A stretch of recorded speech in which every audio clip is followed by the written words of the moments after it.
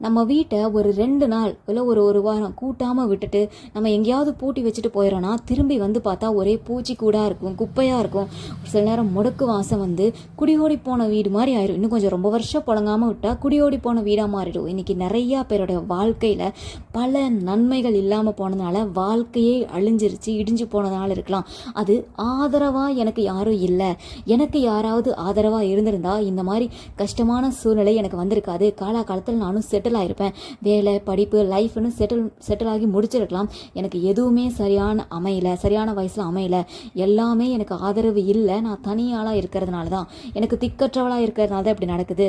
அதனால் அநியாயக்கார மனிதர்கள் நியாயமாய் உங்களுக்கு வர வேண்டிய நன்மைகளை கூட அபகரித்து கொண்டு போயிருக்கலாம், அந்த ஸ்தானங்களை பறித்து இருக்கலாம்.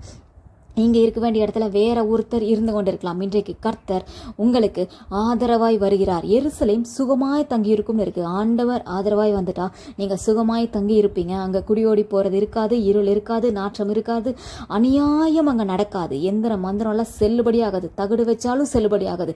எல்லா பிசாசின் கிரியைகள் அழியும், மனுஷனுடைய தந்திரங்கள் அழியும். அநியாயமாய் உன்னுடைய நன்மைகளை உங்ககிட்ட அபகரித்து கொண்டு போனாங்கல்ல, உனக்குன்னு வர வேண்டிய நன்மைகளுக்குள்ள பிடுங்கி கொண்டு போய் வச்சுட்டு உன்னையே அவமானப்படுத்தி இருப்பாங்க. இன்றைக்கு கர்த்தர் உன் சார்பில் வந்து உனக்கு ஆதரவாய் நின்று உனக்காக யுத்தம் பண்ணுவார். உன்னுடையதை உனக்கு மீட்டு தருவார். உனக்கு ஆதரவாய் நின்று அவரே உன்னுடைய ஸ்தானத்துக்கு, அது படிப்பாக இருக்கலாம், வேலையாக இருக்கலாம், உயர்ந்த பதவிகளாக இருக்கலாம், இல்லை வாழ்க்கையாக இருக்கலாம், எந்த இடமா இருந்தாலும் சரி, எந்த வீடாக இருந்தாலும் சரி, இன்றைக்கு கர்த்தர் அந்த உனக்குன்னு வைத்த ஸ்தானத்திற்கு அவரே உன்னை அழைத்து கொண்டு போவார். நீங்கள் வாழ வேண்டிய வீட்டில் உங்களை சுகமாய் தங்கியிருக்கும்படி செய்வார். எல்லா இடத்துலையும் தான், வேலையாக படிப்பாகட்டும், எங்க இருந்தாலும் சரி, வாழ்க்கையிலும் சரி, உன்னை சுகமாய் தங்கியிருக்க செய்வார். உனக்கு ஆதரவாய் இருப்பார். உனக்குன்னு வைத்த இடத்துல உன்னை கொண்டு போய் வைத்து சமாதானமாய் உன்னை வாழ வைப்பாங்க. கர்த்தர் இது முதல் உனக்கு ஆதரவாய் இருப்பார். இதுக்கப்புறம் உங்கள் வாழ்க்கையில் குடியோடி போகிறது, உன் நன்மையை வேறொருத்தர் எடுத்துகிட்டு போகிறது, அழிவு, நாச மோசங்கள், அலைக்கழிப்புகள், யுத்தங்கள் அதெல்லாம் இருக்காது. ஒரு சமாதானமான வாழ்க்கையில் நீங்கள் சுகமாய் தங்கியிருப்பீர்கள். கர்த்தர் உங்களுக்கு ஆதரவாய் இருப்பார்.